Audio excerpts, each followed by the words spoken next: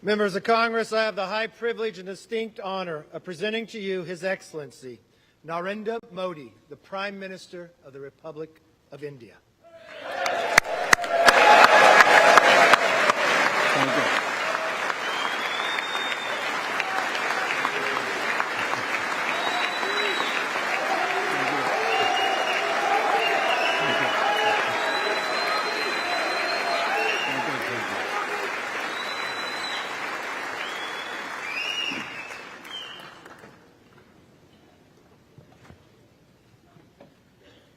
Mr. Speaker,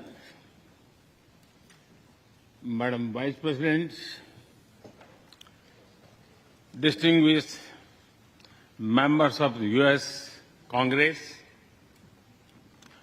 ladies and gentlemen, Namaskar.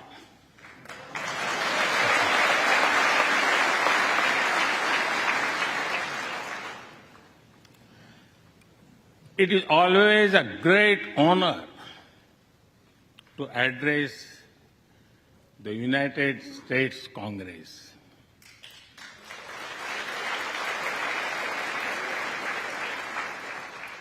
It is an exceptional privilege to do so twice.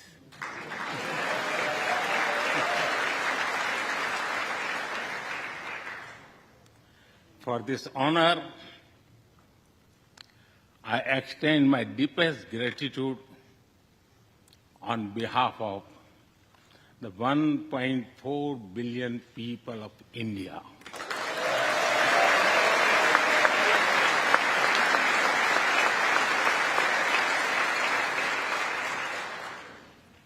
I see that nearly half of you were here in 2016. I feel your warmth as old friends. I can also see the enthusiasm of your new friends in the other half. I remember Senator Harry Reid, Senator John McCain, Senator Orrin Hatch, Elijah Cummings, Elsie Hastings, and others who I met here in 2016 and who are sadly no longer with us. Mr. Speaker, standing here 7 Junes ago, that is the June when Hamilton swept all the awards, I said that the hesitations of history were behind us.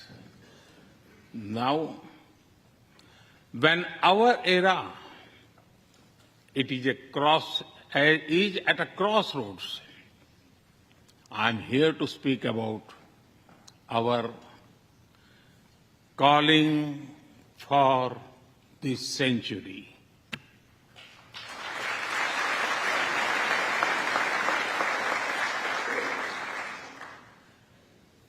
Through the long and widening road that we have traveled, we have made the test of friendship. A lot has changed since I came here 7 summers ago. But a lot has remained the same, like our commitment to deepen the friendship between India and the United States.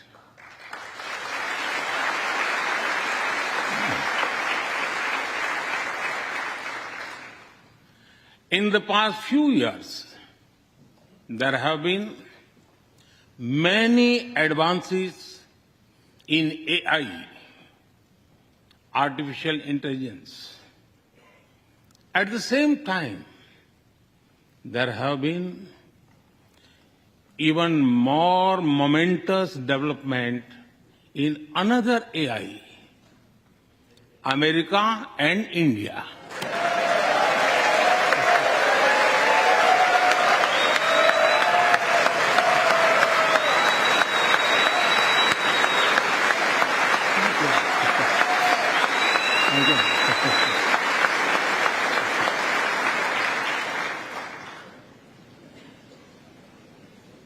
Mr. Speaker and distinguished members, the beauty of democracy is the constant connect with the people, to listen to them and feel their pulse. And I know this takes a lot of time, energy, effort, and travel. It is a Thursday afternoon, a fly-out day for some of you. So I'm grateful for your time. I also know how busy you have been this last month. Being a citizen of a vibrant democracy, myself, I can admit one thing, Mr. Speaker, you have a tough job.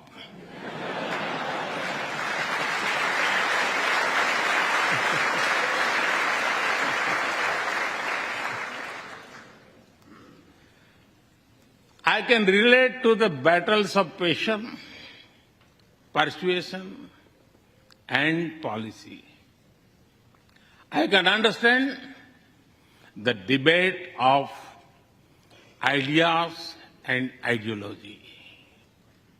But I am delighted to see you come together today to celebrate the bond between world's two great democracies, India and the United States.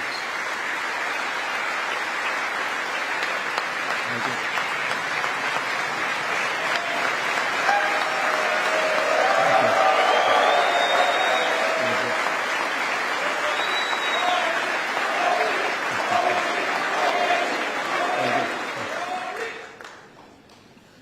I'm happy to help out.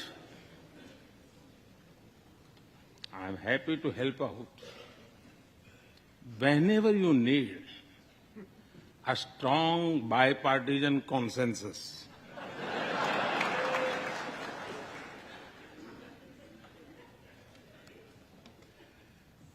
There will be and there must be a contest of ideas at home. But we must also come together as one when we speak for our nation.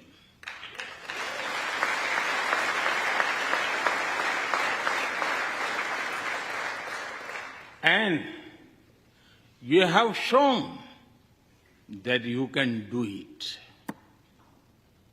Congratulations.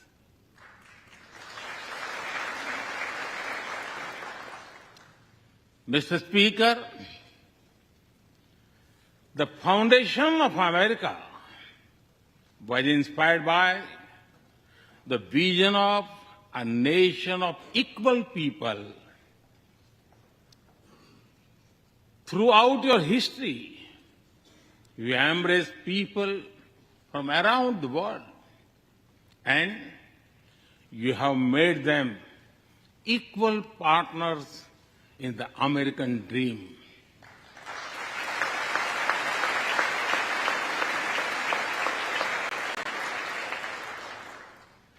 There are millions here who have roots in India.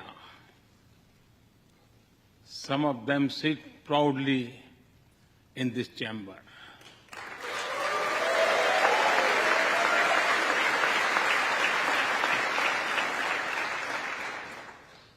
And there is one behind me who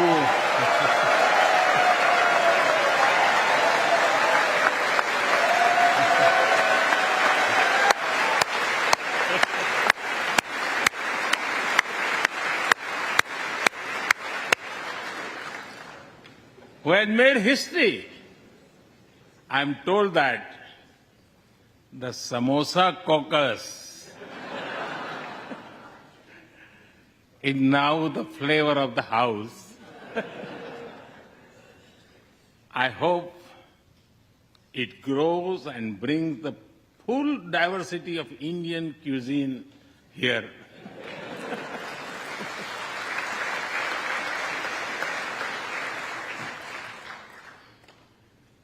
Over 2 centuries, we have inspired each other through the lives of great Americans and Indians. We pay tribute to Mahatma Gandhi and Martin Luther King Jr.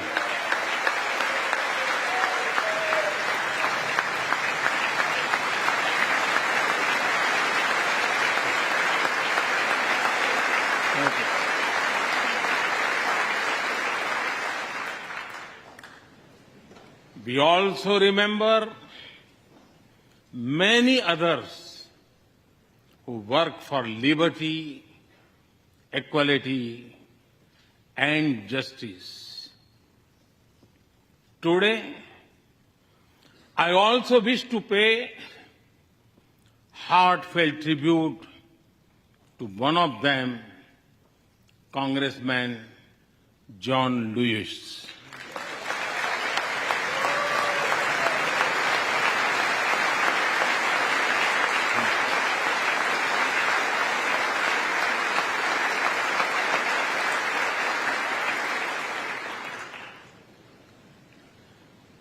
Mr. Speaker, democracy is one of our sacred and shared values. It has evolved over a long time and taken various forms of systems. Throughout history, however, one thing has been clear. Democracy is the spirit that supports equality and dignity.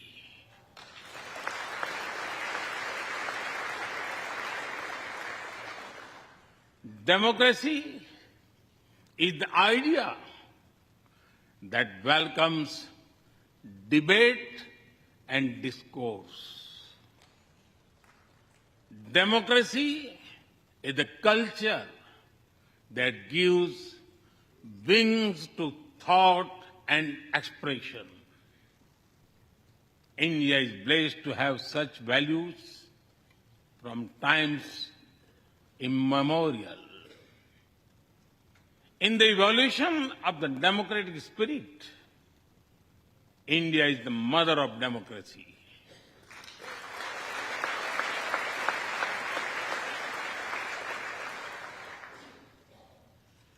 Millennia ago, our oldest scripture said, Ekam Sat Vipra Bahudha Vadanti. It means the truth is one, but the wise express it in a different ways. Now, the US is the oldest and India the largest democracy. Our partnership augurs well for the future of democracy.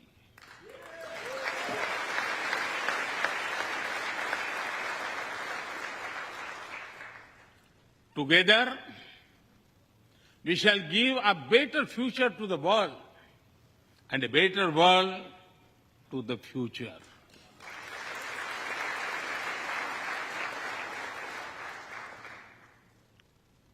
Mr. Speaker, last year, India celebrated 75 years of its independence. Every milestone is important, but this one was a special.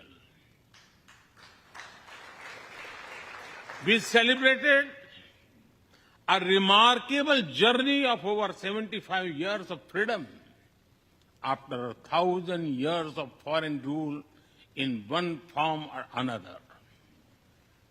This was not just a celebration of democracy, but also of diversity, not just of constitution, but also of its spirit of a social empowerment, not just of our competitiveness and cooperative federalism, but also of our essential unity and integrity.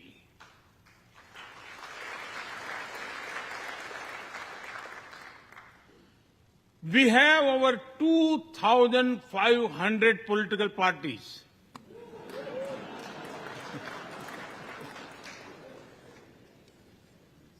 Yes, you heard that right. 2,500. About 20 different parties govern various states of India.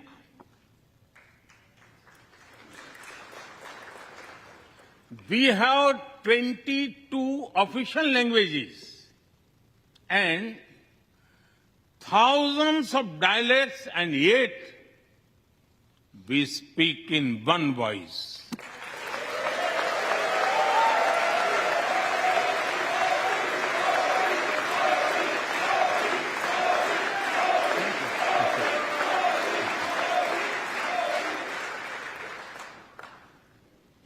Every 100 miles, our cuisine changes. From dosa to aloo paratha, and from Srikhand to Sandesh. We enjoy all of this. We are home to all faiths in the world, and we celebrate all of them.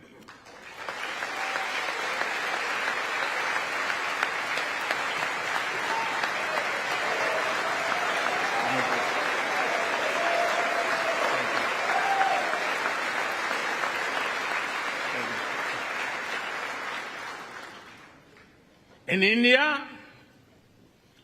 diversity is a natural way of life.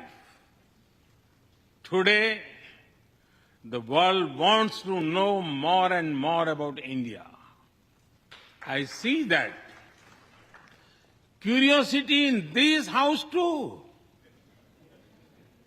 We were honored to receive over 100 members of the U.S. Congress in India over the last decade.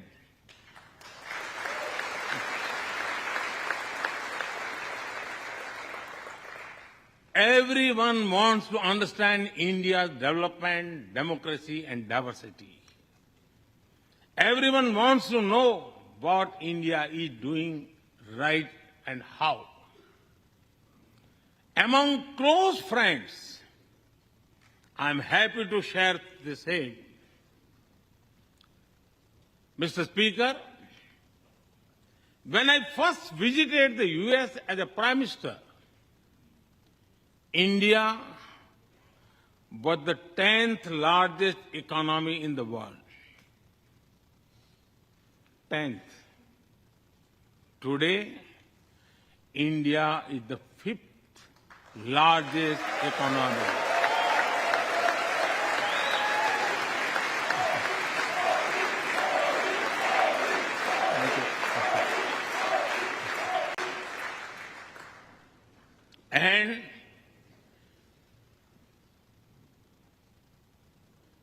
And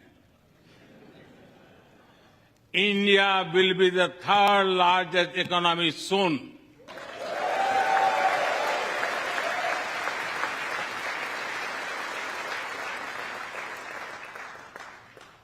We are not only growing bigger, but we are also growing faster. When India grows, the whole world grows.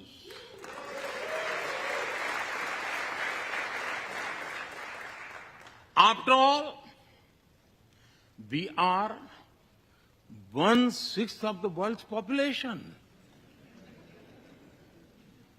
In the last century,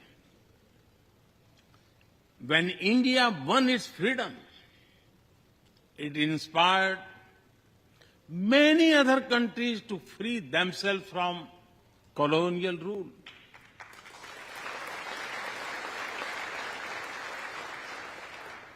In this century, when India sets benchmark in growth, it will inspire many other countries to do the same.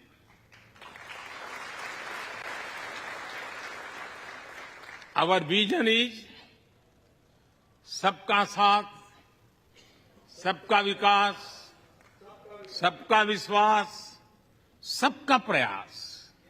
It means together for everyone's growth, with everyone's trust and everyone's efforts. Let me share with you how this vision is translating into action with speed and scale. We are focusing on infrastructure development. We have given nearly 40 million homes to provide shelter to over 150 million people.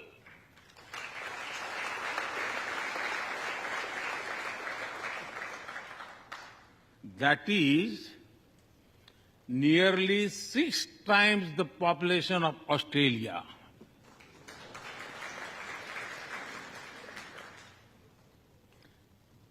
We run a national health insurance program that ensures free medical treatment for about 500 million people.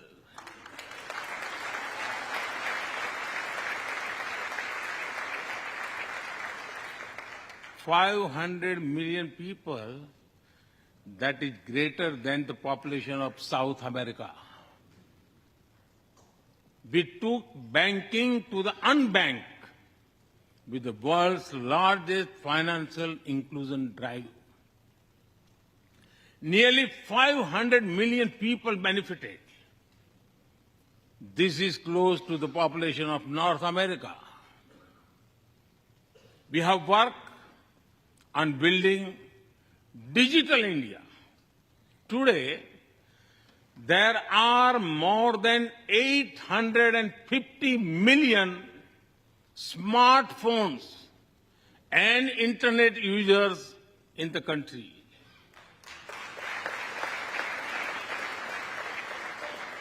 This is more than the population of Europe.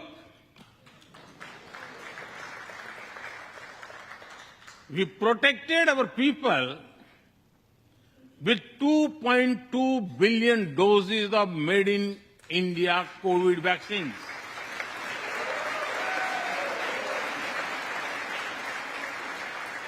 And that too free cost.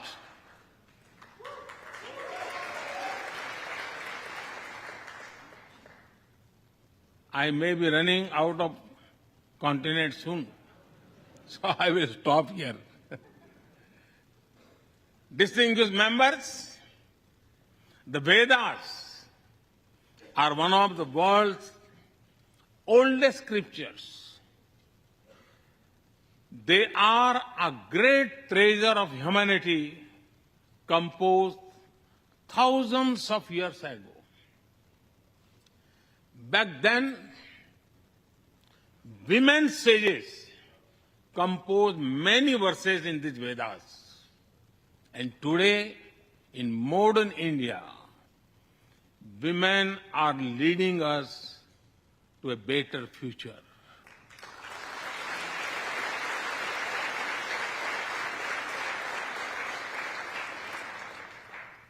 India's vision is not just of development which benefits women.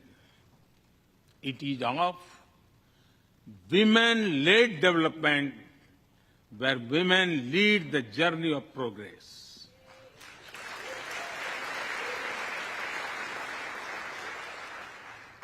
A woman has risen from a humble tribal background to be our head of states.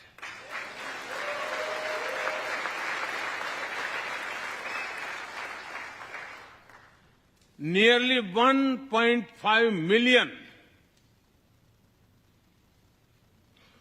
1.5 million elected women lead us at various levels. And that is of local governments. Today, women serve our country in the Army, Navy, and Air Force. India also has the highest percentage of women airline pilots in the world.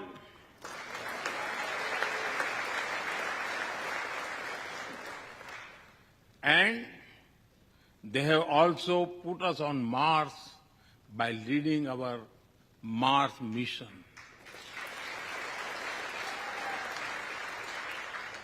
I believe that investigating in a girl child lifts up the entire family. Empowering women transforms the nation.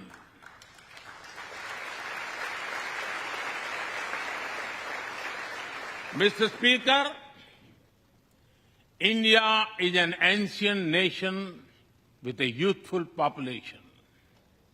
India is known for its traditions, but the younger generation is also making a hub of technology, be it creative reels on Insta or real-time payments. Coding or quantum computing, machine learning or mobile apps, fintech or data science, the youth of India are a great example of how a society can embrace latest technology. In India, technology is not about innovation, but also about inclusion. Today, digital performance are empowering the rights and dignity of people while protecting privacy. In the last 9 years, over 1 billion people got a unique digital biometric identity connected with their bank accounts and mobile phones. This digital public infrastructure helps us reach citizens within seconds with financial assistance. 850 million people receive direct benefit financial transfers into their accounts. 3 times a year, over 100 million farmers receive assistance in their bank accounts at the click of a button. The value of such transfer has crossed $320 billion. And we have saved over $25 billion in the process. If you visit India, you will see everyone is using phones for payments, including street vendors.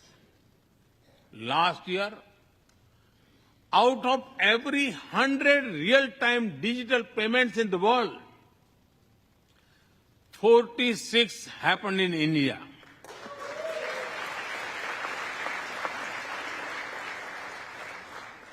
Nearly 400,000 miles of optical fiber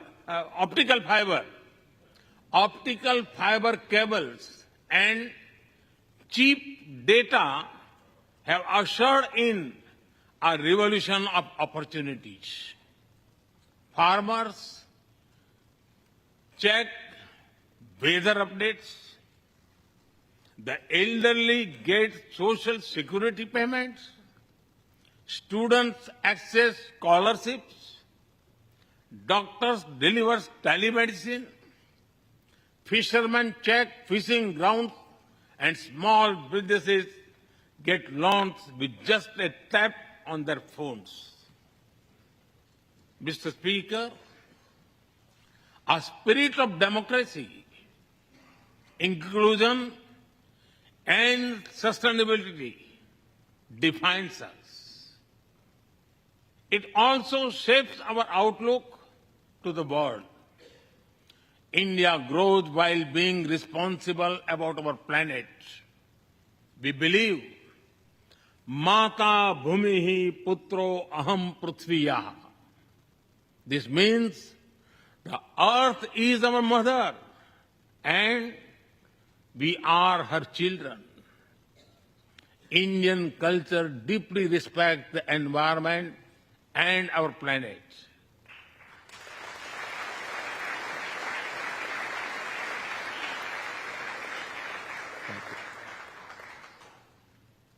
While becoming the fastest growing economy,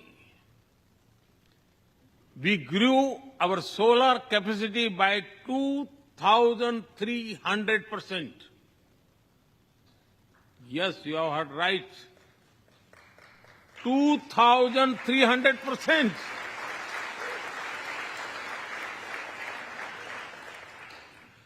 We became the only G20 country to meet its Paris commitment.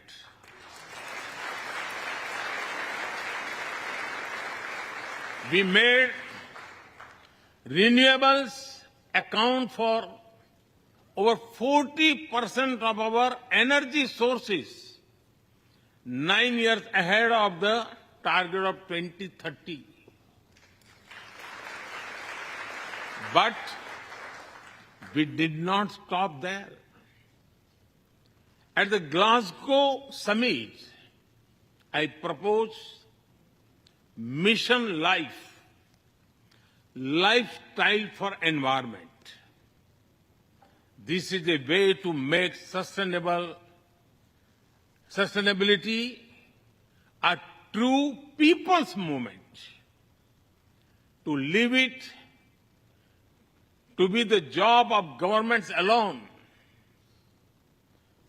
By being mindful in making choices, every individual can make a positive impact. Making sustainability a mass movement, we help the world reach the net zero target faster. Our vision is pro-planet progress. Our vision is pro-planet prosperity. Our vision is pro-planet people.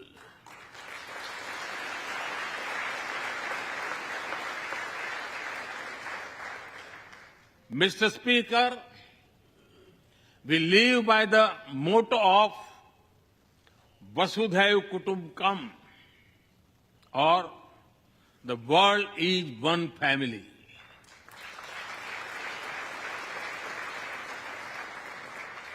Our engagement with the world is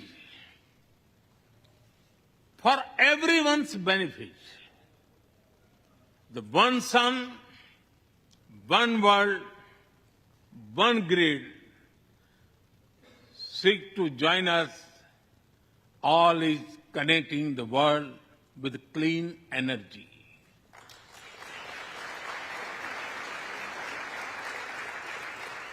One Earth, One Health is a vision for global action to bring quality health care to everyone, including animals and plants.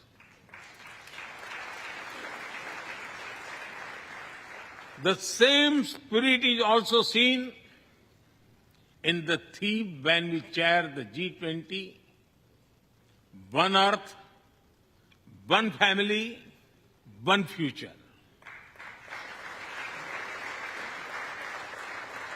We advance the spirit of unity through yoga as well. Just yesterday, the whole world came together to celebrate the International Day of Yoga.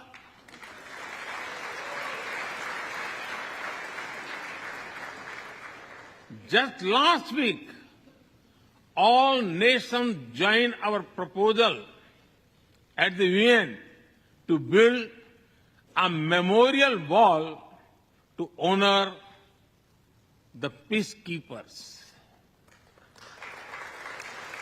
And this year, the whole world is celebrating the International Year of Millets to promote sustainable agriculture and nutrition alike.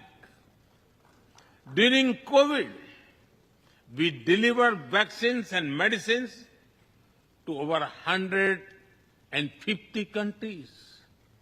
We reach out to others,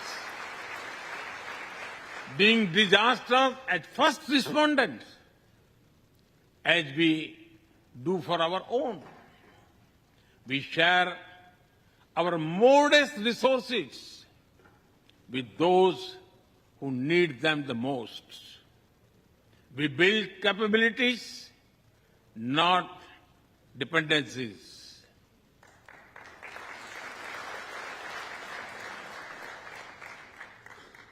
Mr. Speaker, when I speak about India's approach to the world, the United States occupy a special place.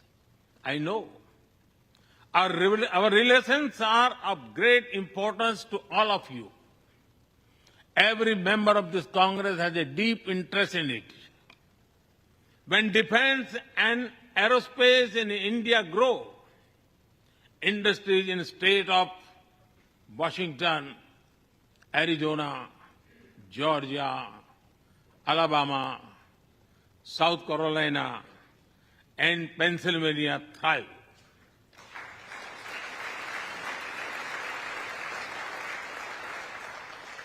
When American companies grow, the research and development centers in India thrive.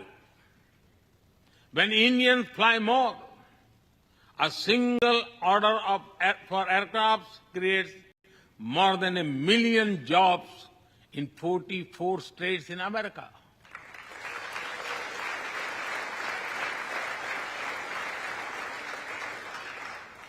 When an American phone makers invest in India, it creates an entire ecosystem of jobs and opportunities in both countries. When India and US work together on semiconductors and critical minerals, it helps the world in making supply chains more diverse, resilient, and reliable.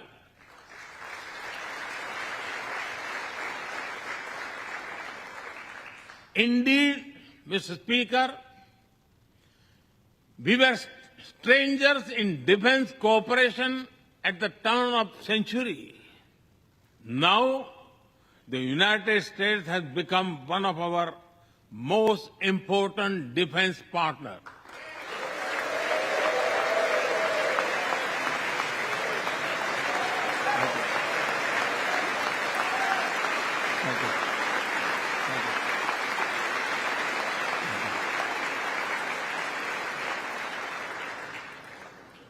Today, India and the US are working together in space and in the seas, in science and in semiconductors, in startups and sustainability, in tech and in trade, in farming and finance, in art and artificial intelligence, in energy and education, in healthcare and humanitarian efforts. I can go on and go on, but to sum up it, I would say the scope of our cooperation is endless. The potential of our synergies is limitless. And the chemistry in our relations is effortless.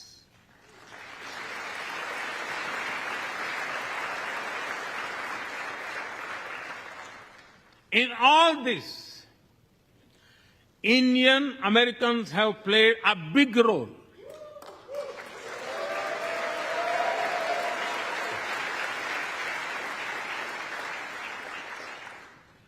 They are brilliant in every field, not just in spelling bee.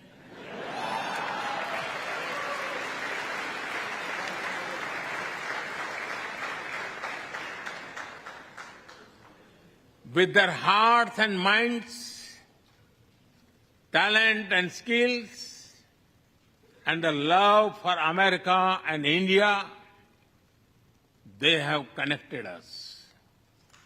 They have unlocked doors. They have shown the potential of our partnership. Mr. Speaker, distinguished members, every Indian Prime Minister and American President of the past has taken our relationship further. But our generation has to honor of taking it to greater heights.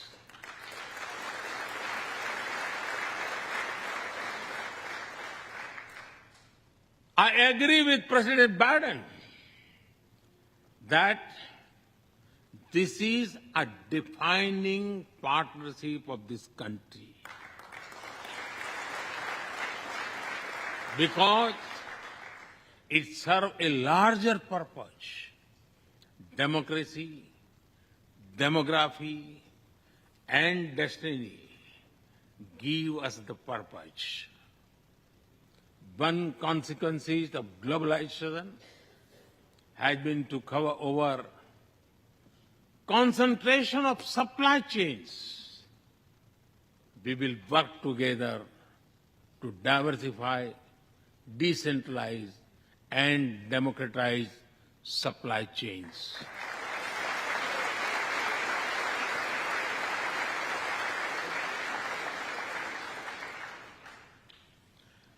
Technology will determine the security, prosperity, and leadership in the 21st century.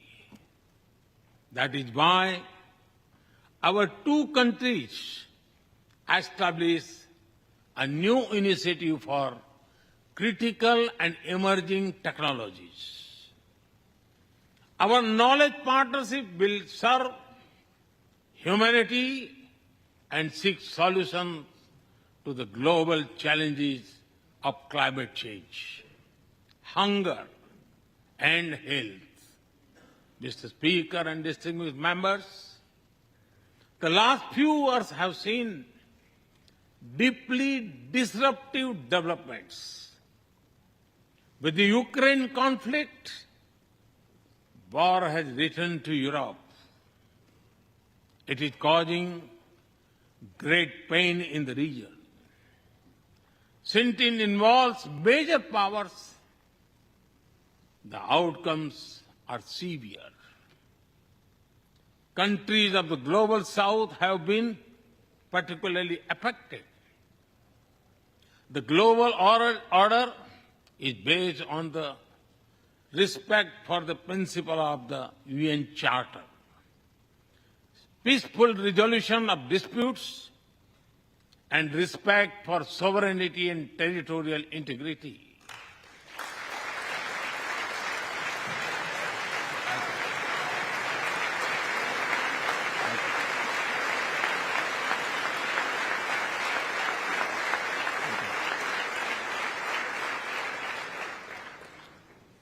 As I have said directly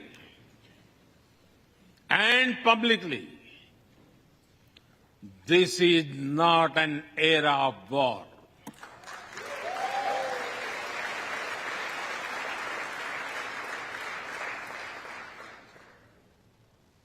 But it is one of dialogue and diplomacy.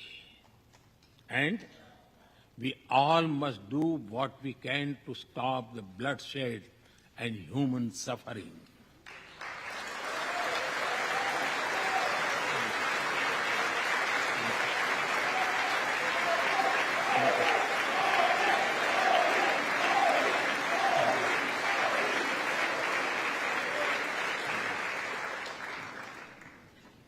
Mr. Speaker, the dark clouds of coercion and confrontation are casting their shadow in the Indo-Pacific. The stability of the region has become one of the central concerns of our partnership. We share a vision of a free, open, and inclusive Indo-Pacific.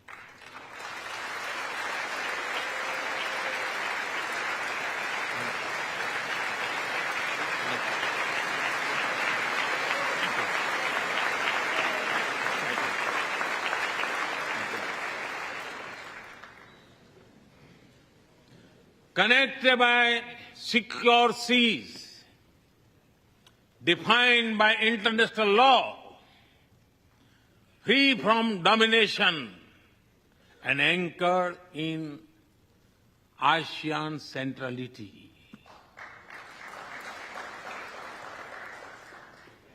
A region where all nations, small and large, are free and fearless in their choices, where progress is not suffocated by an impossible burdens of debt.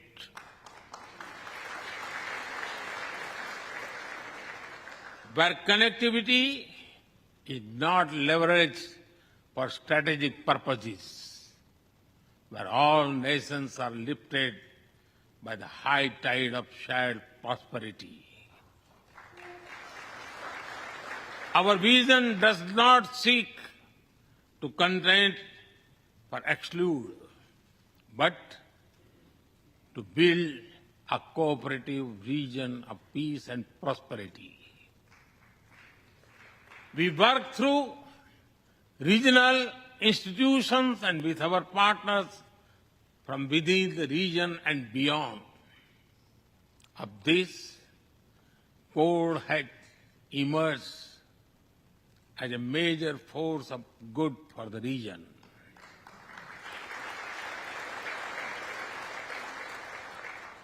Mr. Speaker, more than 2 decades after 9/11 and more than a decade after 26/11 in Mumbai, radicalism and terrorism still remain a pressing danger for the whole world. These ideologies keep taking new identity and forms, but their intentions are the same. Terrorism is an enemy of humanity, and there can be no ifs and buts in dealing with it.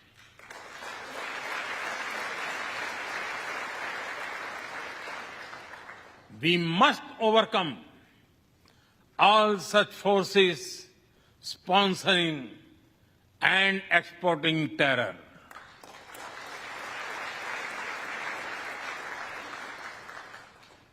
Mr. Speaker, COVID-19's biggest impact was the human loss and suffering it caused. I wish to remember Congressman Ron Wright and the staff members who lost their lives to COVID. As we emerge out of the pandemic, we must give shape to a new world order. Consideration, care, and concern are the need of the hour. Giving a voice to the global south is the way forward. That is why I firmly believe that the African Union be given full membership of G20.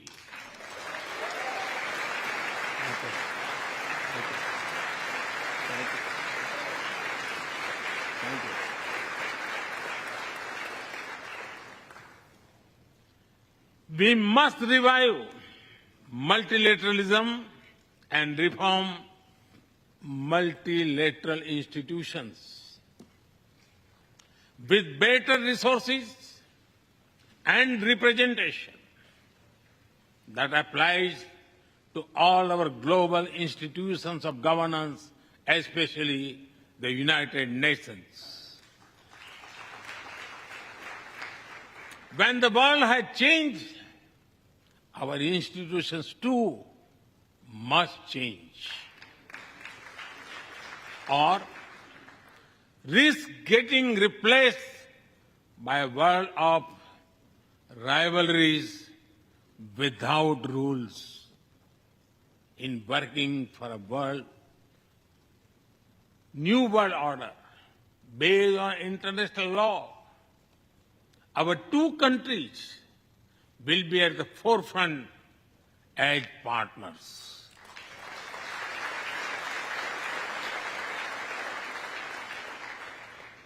Mr. Speaker and distinguished members, today we stand at a new dawn in our relationship that will not only shape the destiny of our two nations, but also that of the world.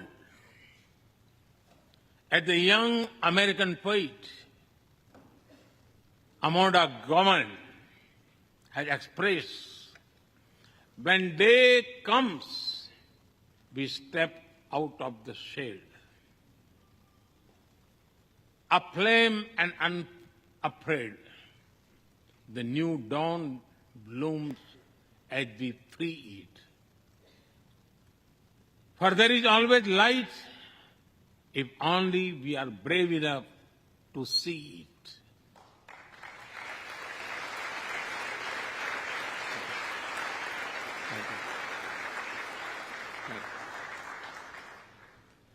Our trusted partnership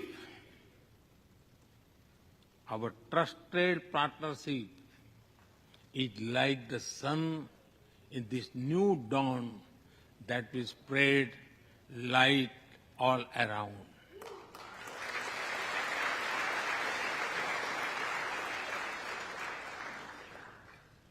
I am reminded of a poem that I once wrote. आसमान में सिर उठाकर,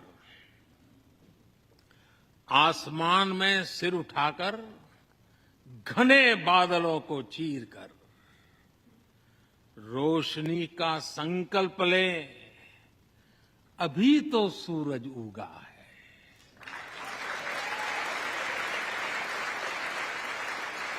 अभी तो सूरज उगा है। दृढ़ निश्चय के साथ चलकर, दृढ़ निश्चय के साथ चलकर, हर मुश्किल को पार कर, घोर अंधेरे को मिटाते, घोर अंधेरे को मिटाने अभी तो सूरज उगा है।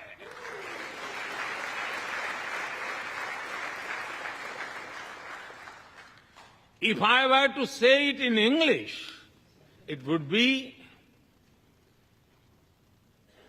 rising its head in the skies, piercing through the dense clouds with the promise of light.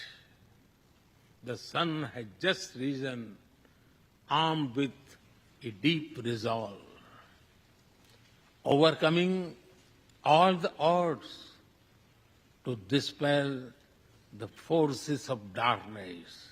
The sun has just risen.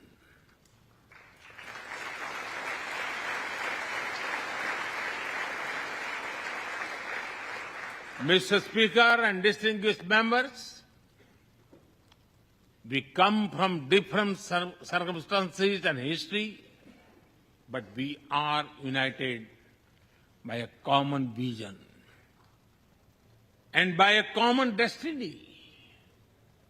When our partnership progresses, economic resilience increases, innovation grows, science flourishes, knowledge advances, humanity benefits, our seas and skies are safer, democracy will shine brighter, and the world will be a better place.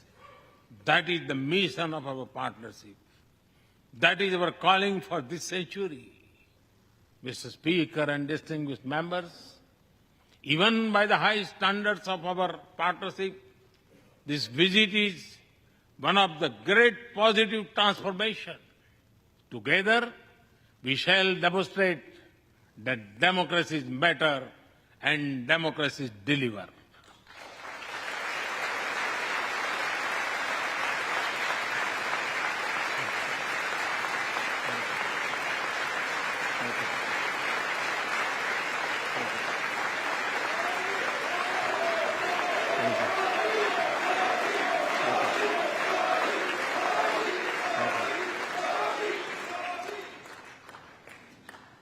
I count on your continued support to the India-US partnership. When I was here in 2016, I said that our relationship is primed for a momentous future. That future is today.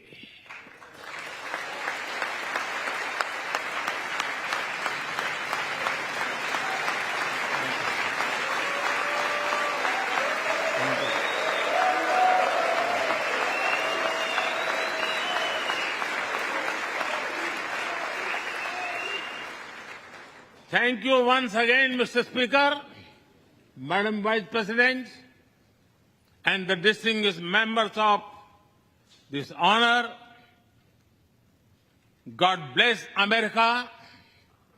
Jai Hind. Long live India-US friendship. Thank you.